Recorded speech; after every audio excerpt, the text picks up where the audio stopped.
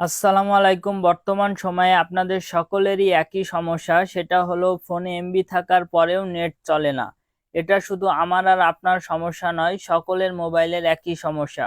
তো আপনারা কিভাবে এই সমস্যার সমাধান করবেন সেটাই দেখানো হবে আজকের এই ভিডিওতে। তাই ভিডিওটা স্কিপ না করে মনোযোগ সহকারে দেখুন। তো প্রথমে আপনারা কি করবেন, আপনাদের মোবাইলে অনেকের দুইটা সিম থাকে, যার কারণে আপনারা বুঝতে পারেন না যে কোন সিমের ডাটাটা চালু হচ্ছে। তো প্রথমে আপনারা এখানে চলে আসবেন, আসার পরে এখানে মোবাইল ডাটা নামে যে অপশনটি দেখতে পাচ্ছেন এই অপশনটির উপরে চাপ দিয়ে ধরে রাখবেন। তো চাপ দিয়ে ধরার পর আপনার সেটিং এর ভেতরে চলে আসবে এবং এখানে আসার পরে এখান থেকে আপনারা দেখতে পাচ্ছেন ডাটা পাস নামে যে অপশনটি রয়েছে অপশনটির উপরে ক্লিক করে দিবেন। তো এখানে ক্লিক করার পরে এখানে দুইটা অপশন শো করছে, এখান থেকে আপনারা আপনাদের যেই সিমে নেট রয়েছে সেই সিমের এটা সিলেক্ট করে দিবেন।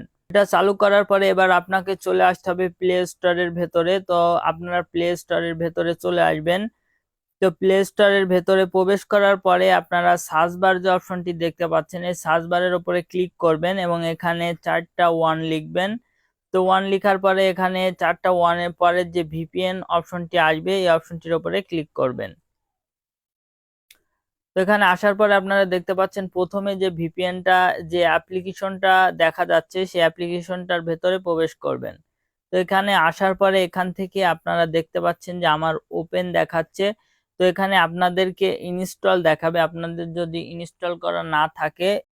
তো আমার অ্যাপ্লিকেশনটি ইনস্টল করা রয়েছে এজন্য ওপেন দেখাচ্ছে। তো ওপেন ইনস্টল করা শেষ হওয়ার পরে আপনি ওপেন অপশনটির উপরে ক্লিক করবেন। তো এখানে ক্লিক করার পর এখান থেকে আপনারা উপরের দিকে দেখতে পাচ্ছেন যে একটি বাটন রয়েছে, বাটনটি আপনারা অন করে দিবেন। তো এটা অন করার পরে আপনি এবার বের হয়ে আসবেন।